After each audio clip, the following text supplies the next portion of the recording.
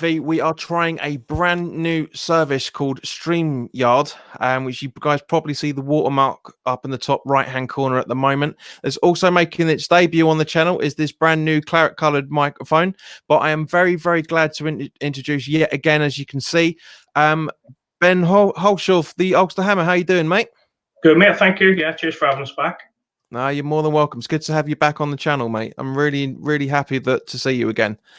Before we go any further, guys, we just want to do a quick shout out to the channel sponsor, 3retro.com. Please click the link in the description below that will take you directly through to the West Ham section of their website, where you can purchase retro kits from the 60s all the way through to the early 2000s, including this Paolo Di Canio shirt. There's also Umbro and Admiral track jackets, polo shirts, t-shirts and sweatshirts, so go check those out. Guys, you don't have to specifically purchase West Ham stuff through the website, that website link. You can also go through and buy any other retro shirt you want. Any purchases that are made for the first 20 purchases, the commission that I would normally get from it will go directly through to Isla's Fight. Now, we've only got £8.40 so far. Thank you very much to the geezer that spent 50 quid the other day. Thank you very much for that. That really helps. But we haven't even got a tenner to give to the charity yet. So, guys, start purchasing. Right. So before we go through the main crux of this itself, as you can see, guys, we've got a new streaming service, and there's little links, there's little banners coming up down there as well. I'm absolutely loving this. I've literally been pissing around with this all day, trying to figure out what it can do and how it looks. And guys, I think this is a brilliant view. Let me know what you think in the comment section below. Mark, DJ Blokey, good to see you, mate. I'm glad to see you're on board. How many people we've got? We've got 7 people watching already. Not bad for a channel under 1,000 subscribers. So let's start off with a bit of a roundup over the last couple of days. Ben, what are your as we talked about just off camera, we've been linked to 3 players so far over the last few days. The Maripan and Cahill rumours are floating around again. What do you think about that, mate? I'm not thrilled at this stage. I feel like we need to if we're going to be bringing in people, they need to be really better than what we've got. And I'm not convinced. Well, particularly Cahill at his age, I'm not particularly convinced that he is better than what we have in reserve. Maripan, yes, probably the same, really, in that regard. So, wouldn't be the end of the world we signed him, but it's not gonna change their season massively. Yeah, I agree, mate. I mean, yes, we need another centre back, because as much as I love Winston, I can't see him staying fit this season. Ogbonna, which we'll come into in a little bit as well,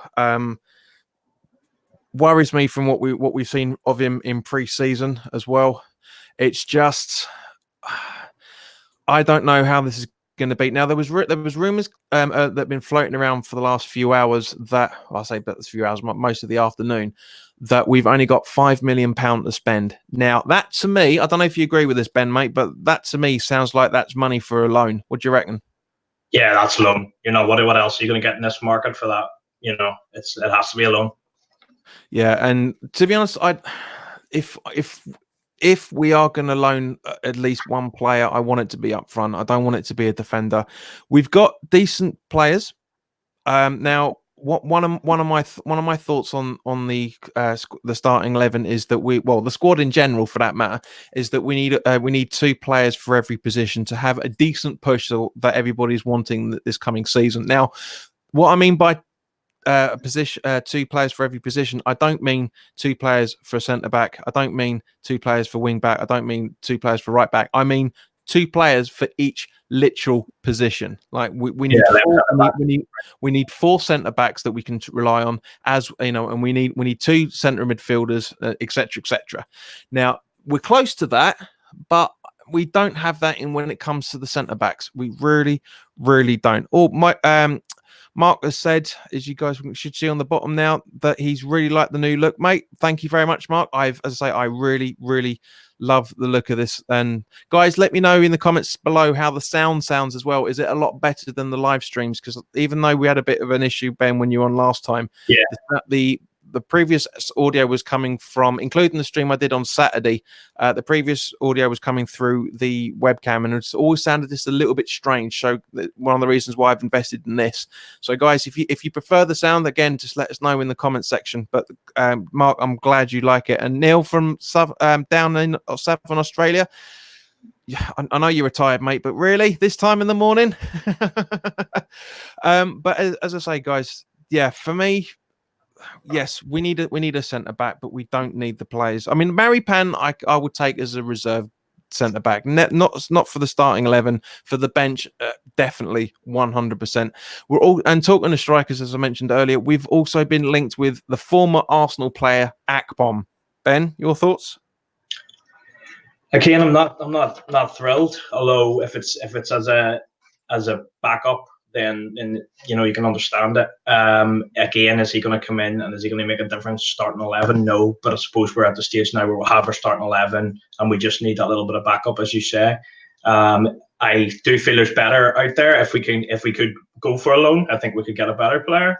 But not going to make or break our season yet again. So. Yeah, again, he's a player that I don't think we should be going out for. I know he had a bit.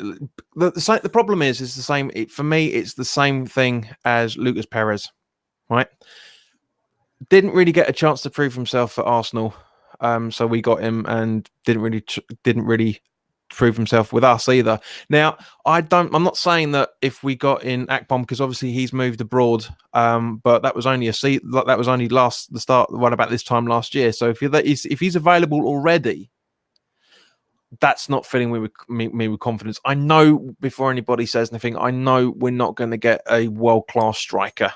We just can't afford it and won't do for a good few years yet. But at the same point, we need somebody that is going to be worthwhile for it. Don't get me wrong, we've splashed the cash on Sebastian Elliott. Everyone keeps winding me up about this. As a Allaire, like I keep saying Allaire, keeping putting an I in there somewhere. Allaire. And Neil's been picking me up on this as well, so thank you very much for that, Neil. Much appreciated. But seriously, we went out and bought Sebastian, and from what I've seen in preseason, which again we'll come to in a moment, it's been a very, very good signing so far. But we're not going to get another one of his quality this season, and that's the real worry. Now, one of the things I'm really, really looking forward to in this coming season, bearing in mind we've got 6 days and 22 and a bit hours to go until the window shuts this time next week. 5 o'clock next week.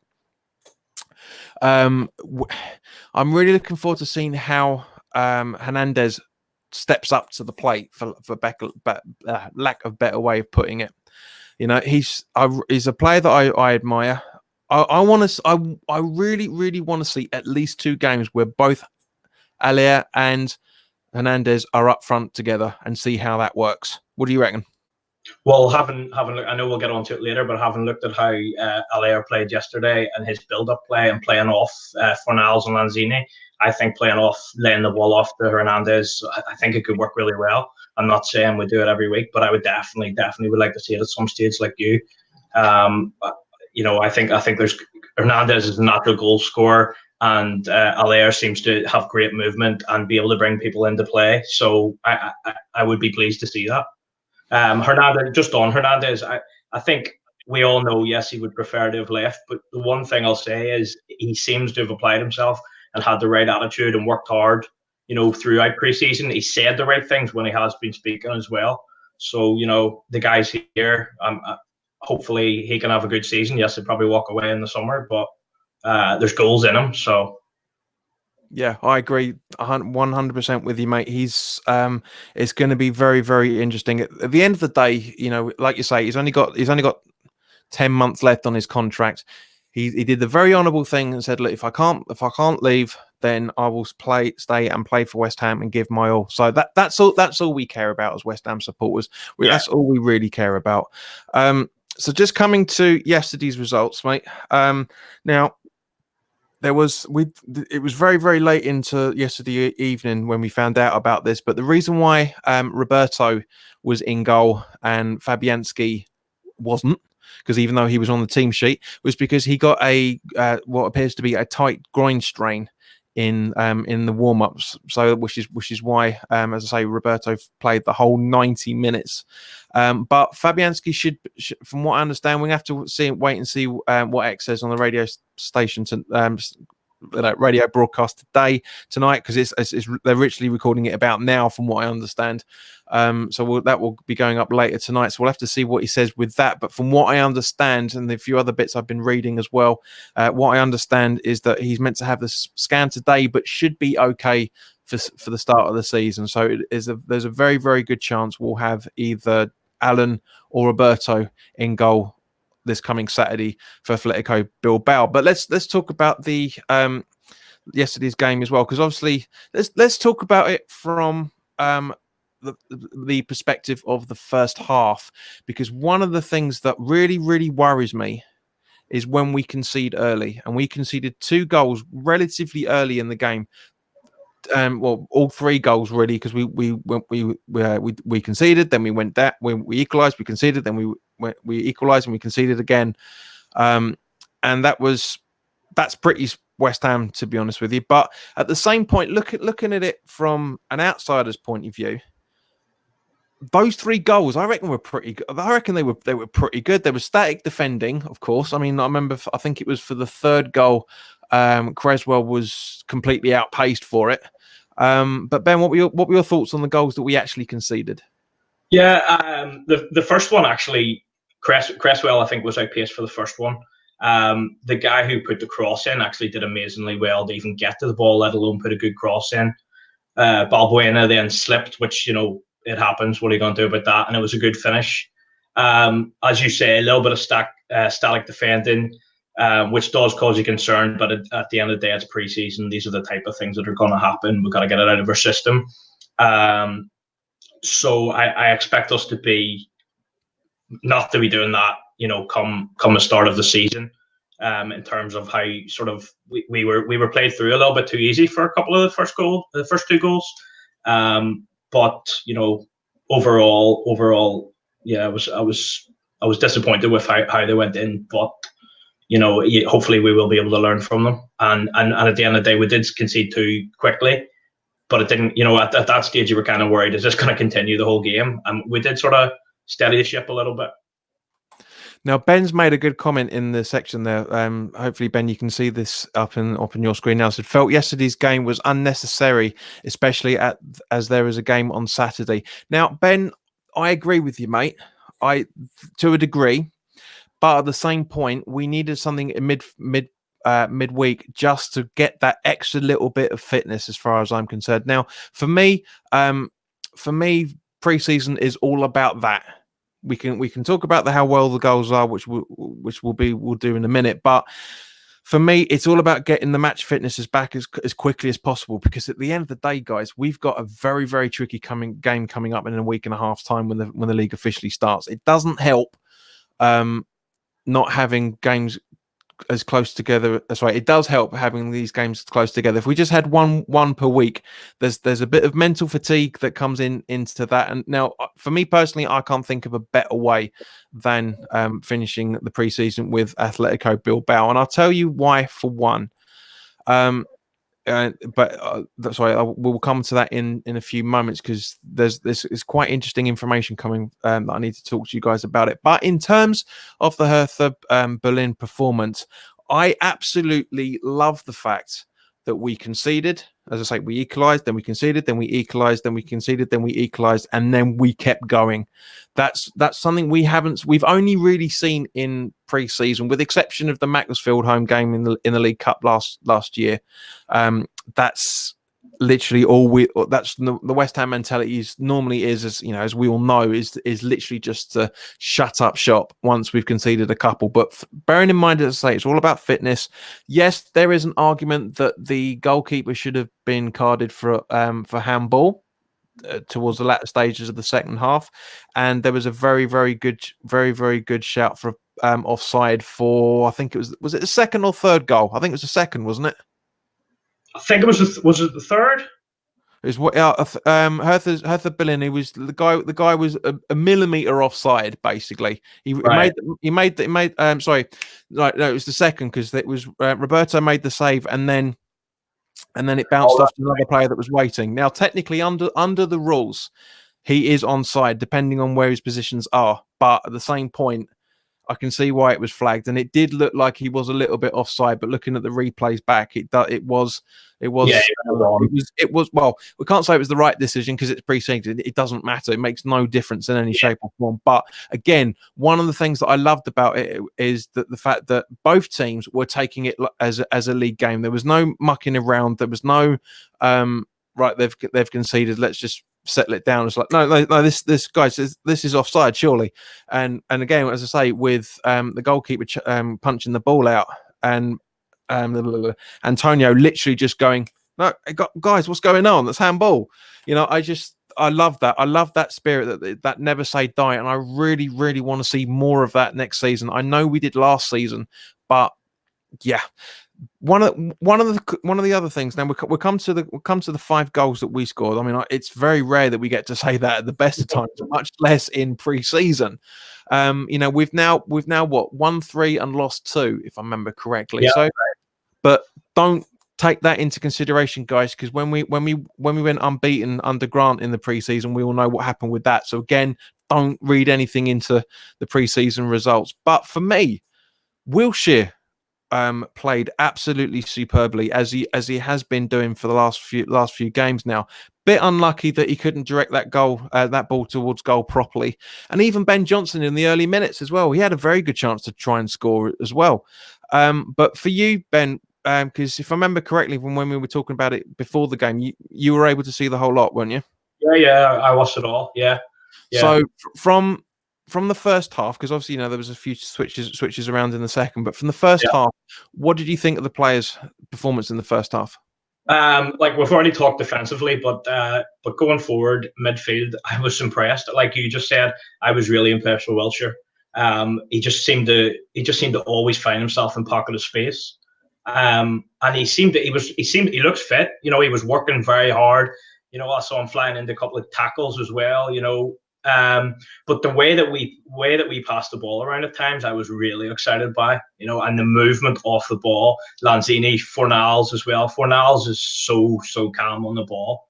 Ben Johnson, as you said, in the very very early in the game, he came forward really really well, and he had a very good shot from a tough enough angle. I made the keeper make a half decent save, and that's good intent. Overall, no, as I say, we moved the ball well, and we look good. One of the things I absolutely loved about it was Haller's performance in the first half.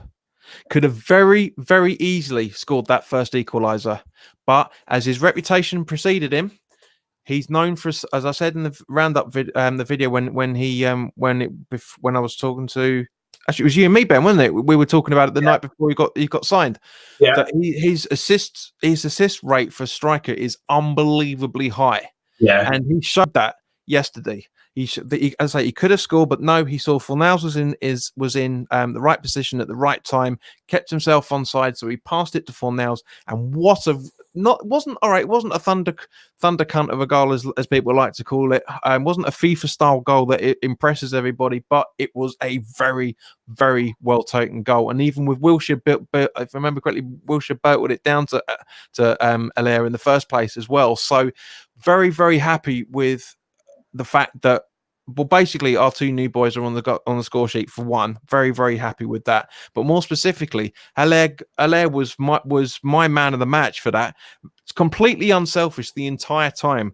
Got 2 assists and a goal. You can't ask for more than that than for a striker. I really, really hope he takes that into the coming season. Not just that. For me, Lanzini. Again, a very, very good goal. 2 goals from 2 pre-season games now. Fortunately, I was able to see the first one.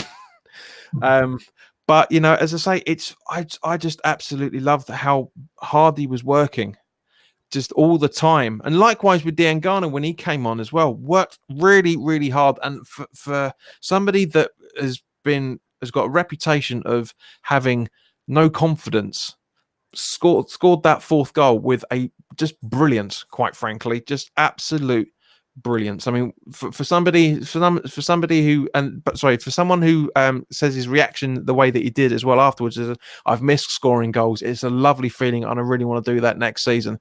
I've been a big advocate of Dean Garner. I really hope he steps up this season. But in terms because obviously what else was it? So we had Fornals, Lanzini, Allaire, and of course Antonio right at the end as well. So Ben, what were your thoughts on those 5 goals? Well, I just wanted to touch on what you were saying about Allaire. The thing that really impressed me, I was so happy when he got his goal. Obviously, you want your new striker to score, but not just because that. He deserved that goal, and he deserved that goal because of his awareness, how he played, how he brought others into play. The difference in what we've had before is we've had a big, tall striker. You lump it forward, he snatches out a shot, puts it over the bar. As opposed to Allaire, who is a footballer, he has the awareness to know there's my teammate in a better position. I'm going to play him in, So I was absolutely delighted with him. He really looks the part. I just hope we can keep it going. We can keep him fit. What you were talking about, Grady Diangana, when he came on, like he really seems to have matured in that performance because he wanted it. He worked hard. He missed a very what I would say a pretty easy chance just before. He couldn't connect. Just came into the 6-yard box. He couldn't connect.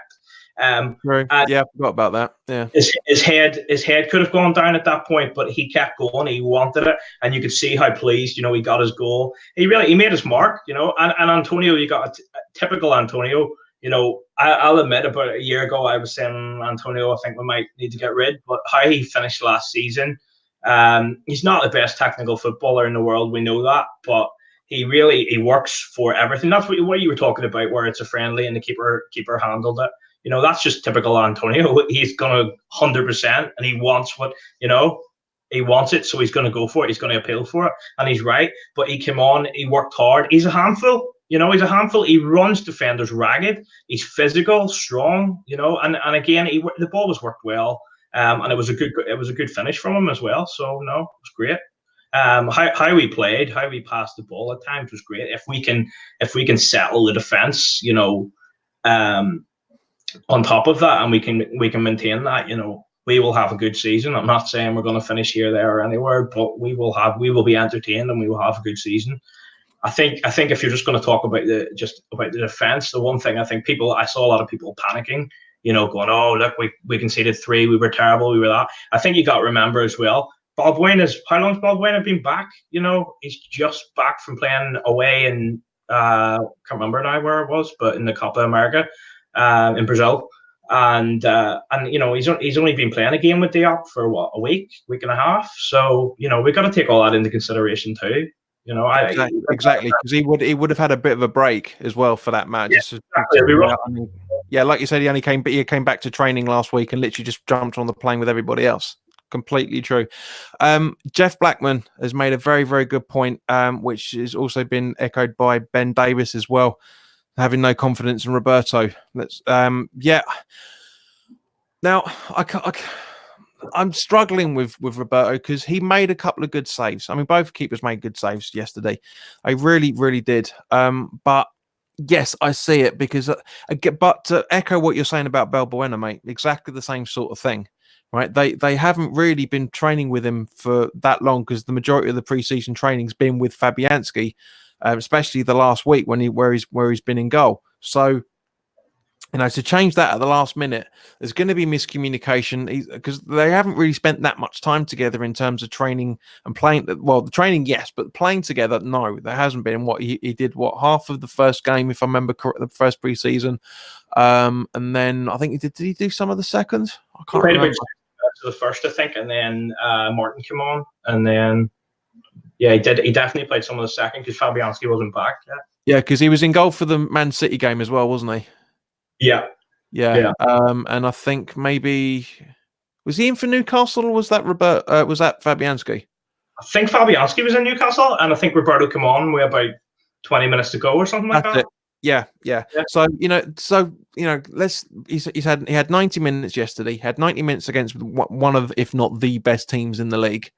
And he had a good time. He had a good time against a good amount of time, I should say, against the Newcastle, a manager with a team with a brand new manager who they were trying to impress. So, Ben, mate, I get your point as well, Ben Davis, in relation to this. But as I say, at the same point, exactly as you're saying about Balbuena, he hasn't had a lot of time playing with these guys out on the pitch. It's all well and good doing all the training. You can train as much as you want. There are unknown quantities that happen in an actual game. So you can't say just because he's done well in training doesn't mean he's going to play well on the pitch. And likewise, you could do shit in training and could actually smash it on the pitch as well. You just have no idea what's gonna happen with this as well.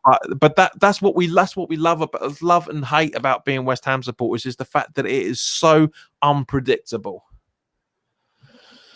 Right, so let's jump on to the next category now, which is basically Ben.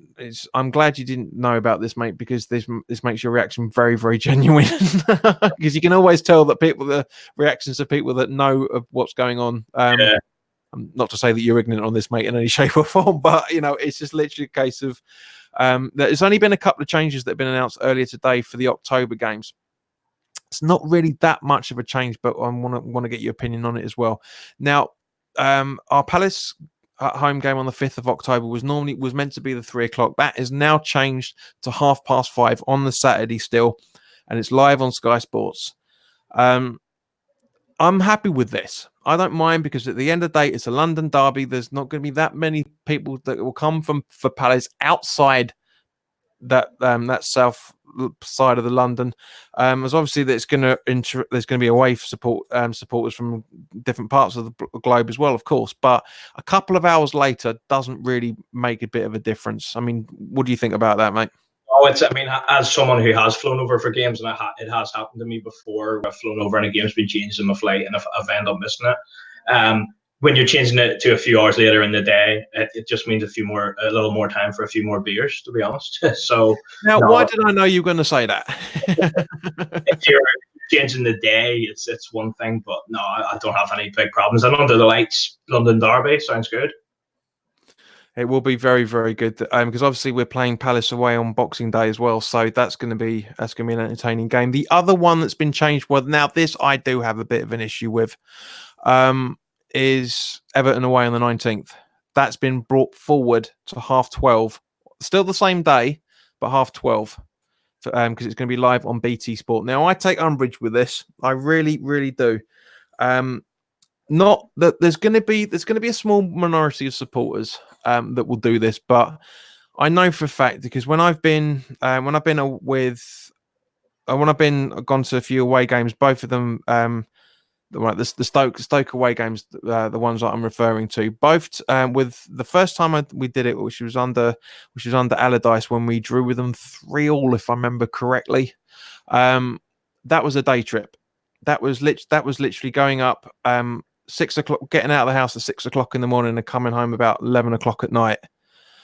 Now, because obviously Stoke isn't that further away from where Everton's ground is in Liverpool, but at the same point, that game was, I think we were on the telly then, so I thought that would have been a 5 o'clock, I think.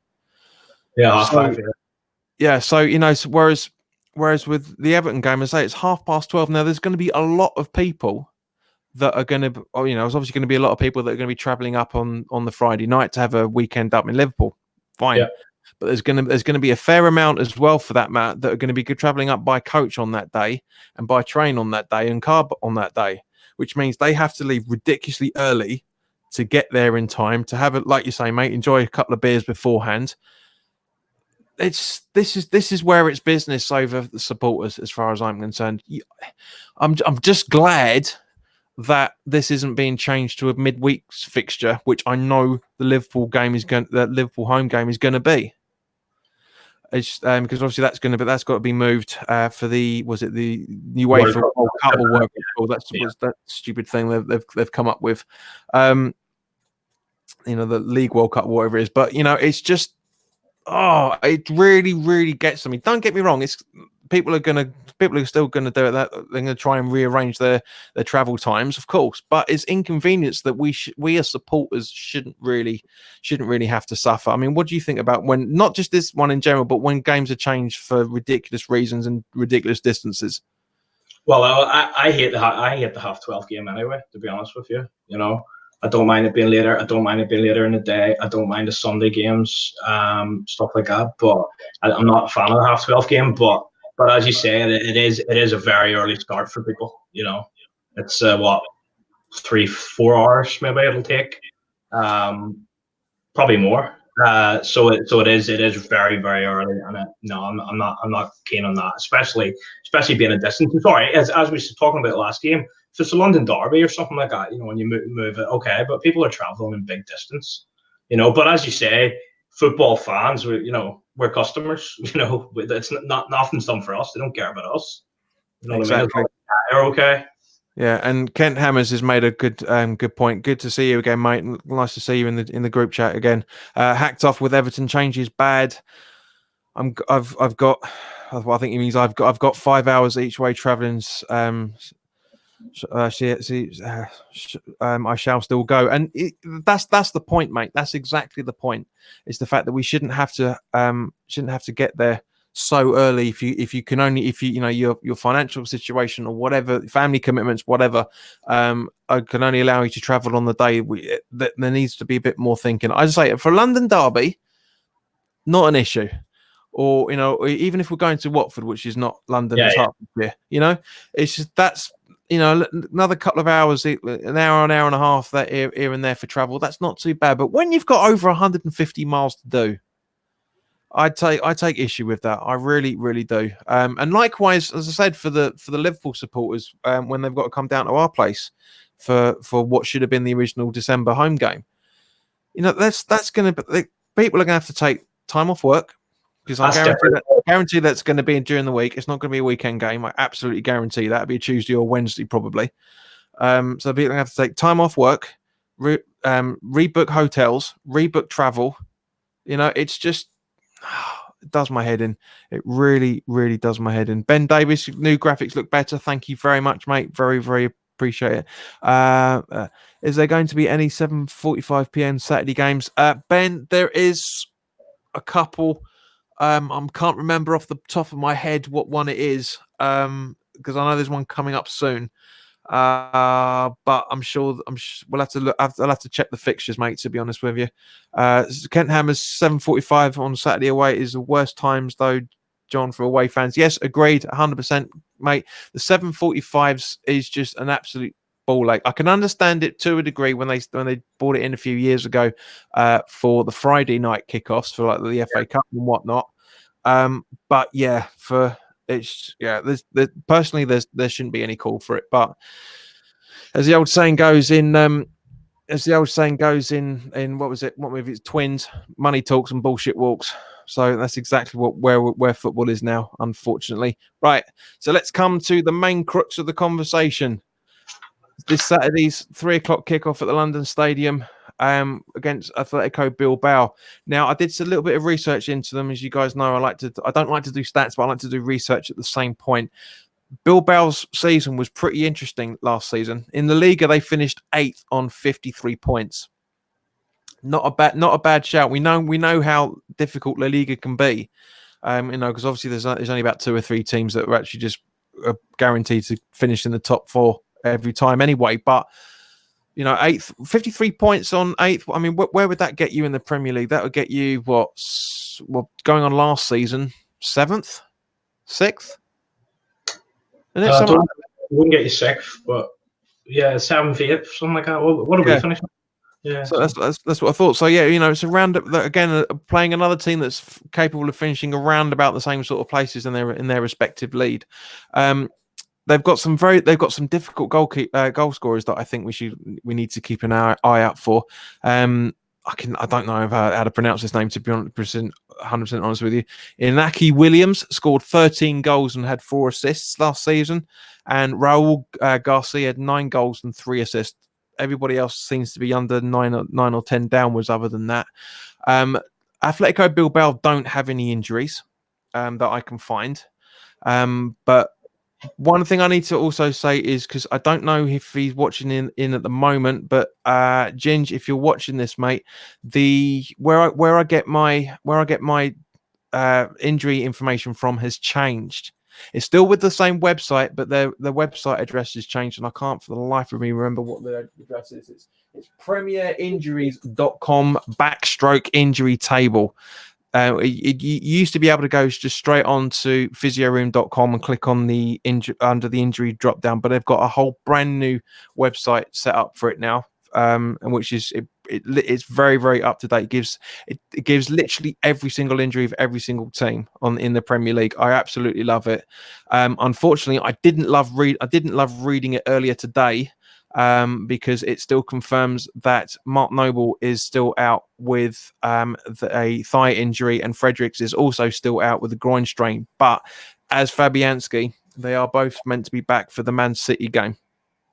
So kind of puts a bit of a spanner in the works, because I thought if anybody's going to be playing this Saturday, I was really, really thinking it was going to be Noble. So. But Ben, I want to get your thoughts on this, mate. Now, obviously, as we talked about earlier, Fabianski is going to be ruled out for this Saturday's game. Out of Alan and sorry, I can never remember his name. Probably that's bad, isn't it? It is Martin Ann's boy, isn't it? Oh yeah. Yeah. But so out of Alan and Roberto, which one do you reckon is going to be in goal now that Fabianski's ruled out? I think Roberto will start in goal. I don't know if Martin will also get in, but no, I think Roberto will. He is our number 2, and our number 1's not available, so our number 2 will play. Yeah. Do you know what? Sorry, it's David Martin, isn't it? It's not Martin Allen. For fuck's sake, yeah. My hair was going to. Yeah. I'm guys. If you've watched this channel for a little, pretty much the 2 years, I am terrible with names. I really am terrible with names. But yeah, it's yeah. So it is Alvin Martin's boy. Thanks for confirming. Yeah, cheers, mate. But oh, fuck's sake. But yeah, I reckon there's a very good chance that we're not going to see Roberto for the first half, because Roberto is clearly the backup goalkeeper. So as a result, I would put our number 3 in the goal. I really, really can see it happening. But at the same point, you're absolutely right, mate. I reckon Roberto is, because but it's a shame though, because I'm kind of thinking if there's any time that our number 3 is going to get in goal, it's going to be this game, because we're never going to see him in the league unless both are injured, and we're never going to see him in the cup games unless Roberto's injured. So the reason that I wouldn't play him, although I have not been convinced by Roberto by a long way, but the reason that I would play Roberto is if he is our number 2 and there is a small chance even that Fabianski won't make City, then you want to give your number 2 more chance playing with the team, so he plays for me. Yeah, no, I agree, mate. But as I say, I've just got a funny feeling sentiment is going to get in the way here. Right, so your back 4, mate. What do you reckon for Saturday? Ben Johnson, given that Fredericks is out, and then I would play Balbuena and Diop. I think with a week to go before the season, we want to play our strongest. And then I would play Masuaku at left back. Yeah, that's exactly my thoughts, mate. I had a funny feeling you were going to change your stance a little bit now, and because you were talking about Creswell the other day as well to start in this as a stronger defender. Oh, sorry. I thought I said Arthur. No, because I've always been a. Do you know what, mate? We talked about so much over yesterday. Yeah. What with this new microphone coming and stuff. But yeah, yes, I agree, mate. 100%. That is my back 4, definitely. So, holding midfielders. What are your 1 or 2? Given that it's a friendly, I would go with the 1. I would go with Rice. And then and I would go with the 1, and I would play Wilshire just sort of ahead of him, who can drop in if needed be. Okay, so you're attacking your midfield itself? It would be the same as it was. It would be Lanzini, Fornals, and Anderson. Yeah, I agree, mate.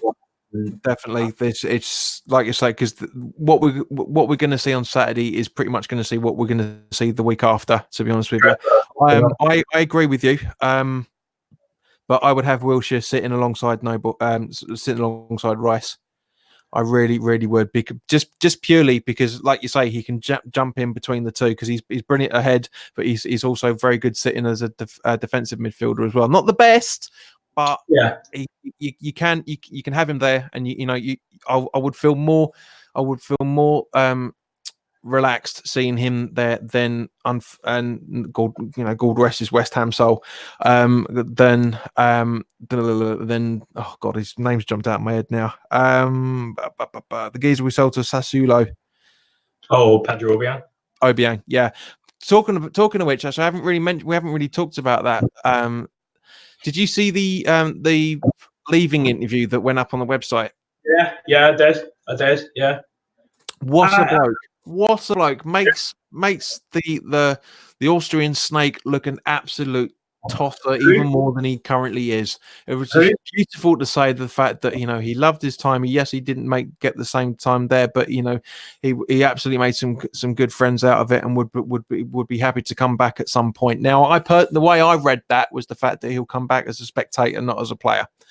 But yeah, what a bloke! Such a nice guy. I remember watching when Gonzo from Hammers Chat interviewed him a couple of years ago. I think it was last season when they spoke to him and Kawati. I think it was the start of in the just before the preseason started, and such a nice bloke. Both of them seemed such good people, and it was a shame to see both of them go. But again, can completely understand with that. So yeah, so I take it your striker up front to be Allaire again, yeah? Yeah. Picks himself really. So definitely, mate. That's basically going to be. I reckon that's 95% of what we're going to see against City. I really. It'd be strange to do anything else other than that. The only argument where you were saying about having Wilshere sitting, the only way, a reason I can see why, and another reason is that, as you mentioned, for them, I know the result is preseason, the result doesn't matter in that, but of course it is a major cup final after all. But Inaki Williams, who plays up front for them, is very, very pacey. And with how static we were the other day, maybe having that extra protection in there does make sense. So I can understand why you would say that also. So yeah, it's to be honest with you, not to sound too much like Allardyce, but I'd have 7 people at the back if we could. I really, really could, because we need to sort that defense out, which is something that's really, really worrying me, and worrying everybody else as well, for that matter. Yet again, this is the usual West Ham defense. Ben Davis has asked a absolutely brilliant question, and I'm so glad he's asked this, because I've been waiting ages for somebody to ask us this. Do you think sin bins could work well in professional football? Definitely, 100%. We will never ever see it, because it's gonna really, really annoy people. But yes, I reckon it would work definitely. For example, where we have a player that is in the heat of the moment and doesn't usually make those decisions, rather than having a second yellow and therefore having a red, is to have I don't know, green card or something, to send them into the corner for 10 minutes, let them just settle down as they do in hockey. That gets them into America, doesn't it? Say again? That gets them into America, doesn't it? The green card. Yeah, I know, but the reason why I said green card was I was listening to Robin Williams' sketch called "Rest His Soul" a little while back, from when the US actually got into the World Cup, and he was making fun of the whole carding system. We said tackle. Foul, yellow card, 2 yellow cards, red card, 3 yellow cards, green card. It was brilliant. I absolutely loved it. But yeah, we need something, or maybe a white card to say, look, just go over, because we can't have red because of for obvious reasons, even though that's normally associated with sin. But have a white card, and they sit down for 10 minutes. They call them 10-15 minutes. They call themselves down, however long the FA chooses it to be, if they ever did it. but it would. I just so they've been using it in lower league football. Ben, I did not know that, mate. I really didn't know it. I mean, no for me. It would be a definite no from me. Right. So Ben, if you've seen any low league football, mate, put us in the comments down what games and if that made any impact on the game. Because at the end of the day, the reason why people are umming and ahhing about the VAR when that comes through is the impact, the potential impact, the good and the bad that could happen behind that. But yeah, Ben, I think that is an absolutely superb question, mate. And I'm so glad that someone's eventually asked that, because I would love to see it at some point. Guys, so thank you very much for watching. If you want to follow me on Twitter, Facebook, Instagram, which I hardly ever use Instagram anymore, and Fan Vibe, they're all under the same username at JPWHUTV. Twitter is probably the best one to contact me on directly. There is also a group page or page for the channel itself on Facebook, and I hold my hands up. I've not exactly been prolific when I've been posting on to Facebook either, because because at the end of the day, more views come through Twitter than because more people are following me on Twitter than there are on the group page. So there's like 48 people on the Facebook page. So it's a real shame. I really want to get more people onto that as well. So say if you type in facebook.com/JPWHUTV, it should show up there. So by all means, just join the group and because I'm trying to get people to talk on there, and no bugger does, because there's not many people in there. That's the problem. But anyway, guys, thank you very much for watching. If you're new around here and you're enjoying the content, then please consider subscribing. Guys, over 50% of the views for all the videos and streams that be going up recently have been through people that aren't subscribed. So guys, please subscribe. You will actually, and therefore you will push us well over the 1,000 mark. And as I said in the previous live stream on Saturday, the video on Tuesday night, Dean has very kindly said that he'll make a one-off 1,000th subscriber JPWHU TV plaque for the channel. So guys, as I said in the previous video, go into your privacy settings under your account and turn off keeping subscriptions private if you haven't already subscribed. So I need to see who's gonna be the subscriber there, in order to send you to get in contact with you to send out the plaque once that's done. Ben, mate, you've got a plaque, as you said. I mean, from yourself, what do you think about it? What's the quality like? Oh, it's brilliant. His work is absolute class. Like, no, I was really pleased, and no, it looks really well. You can see it behind me there. So brilliant. Couldn't recommend his work highly enough. I really couldn't. Wonderful. I mean, yeah, guys, if you would have seen from the photo that I put up on the video on Tuesday, they look great on a photo. So if Ben's saying that they absolutely look great in real life, then yes, by all means, guys, I'm not using it as bait in any shape or form, but it's just it's taken me a long time to get this far, and we're so close now to getting to 1,000 subscribers, and I want to make that 1,000 mark a thing to remember. So that's why this is coming. So guys, subscribe to the channel if you haven't already. Like the video if you like it, and click on the button below. If you dislike it, you're more than welcome to dislike it as well. And as I say, put in the comments section below why you don't like the video. And also, please share this content with anybody else that you feel may want to watch it. Kent Hammers has said it's being used in grassroots football sim bins. That's perfect. And Ben says, no, I haven't, but it has been successful. So yeah, that's a Ben. If that's the case, if it's going to slowly creep its way up, for lack of a better way, putting it like cancer, I suppose, it's going to slowly creep its way up through the leagues, and we'll probably see it in, I don't know, 10, 15 years time, whatever that's going to be. So guys, thank you very much for your time. Both myself and Ben appreciate your time in watching this video, and the comments as always. So yeah, guys, Ben, before we sign off, mate, is there anything that you want to talk about or address? Yeah, no, I just wanted to give a different opinion, because on the sim bin thing, I completely disagree. I just would not want to stay in football at all. I feel like it would stop the flow of the game. And I also I feel like where you were talking there, where someone might be like, oh, I might not go into a tackle, but I don't think. I think in the heat of battle in the middle of a game, I don't think it comes into anyone's thoughts. So I don't see it making the difference in that aspect. So I just wanted to give a different point of view on it. That was all. Yeah, that's fine, mate. At the end of the day, this is what it's for. This, I'm not going to dictate saying, otherwise I wouldn't have asked you for. But yeah, I mean, I see your point. I get it 100%. The only difference would be the fact that, obviously that team would be down to 9 men. Sorry, nine outfield players. So Right.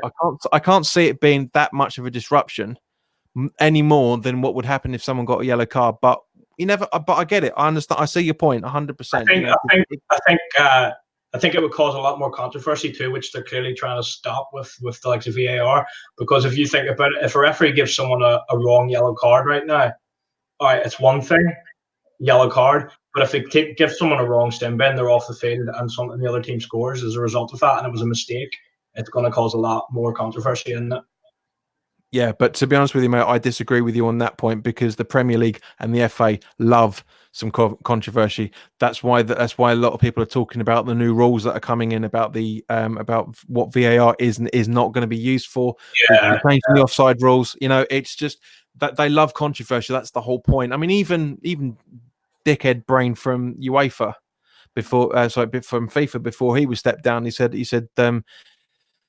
introducing goal line technology and VAR will stop people from talking about the game. No, it bloody doesn't. It never will. That's the whole point. They love controversy. I feel like they like it, but they don't like it when it's against their own referees. They do not like people talking bad about their referees. So yeah, but that's true. But at the same point, everybody makes mistakes, and in order to grow as a human being, not much less a professional, you need to learn from your mistakes. Absolutely, yeah. But just coming back to VAR very, very quickly. They are it's a great tool, but it's the people in charge of it. That's what we've got to worry about, because if it's not used correctly, this season isn't going to be the trial run. We had that last season in the cups. So if it's not used correctly, I'm sure the Premier League and the FA will actually sit down and figure out how they need to use it to get it right. Because at the end of the day, they do listen to people that listen to people like you and me, but they do listen to people like on Sky Sports, BBC, BT, BN Sports, all that sort of stuff. They listen to what people are talking about, and then they change the rules in terms of what they think people want. Doesn't always happen, but it is what happens at the minute. But one of these days, it will turn into American football. Minus the padding and minus the adverts, it will turn into the fact that it's going to be ridiculous. And it's heading its way that way.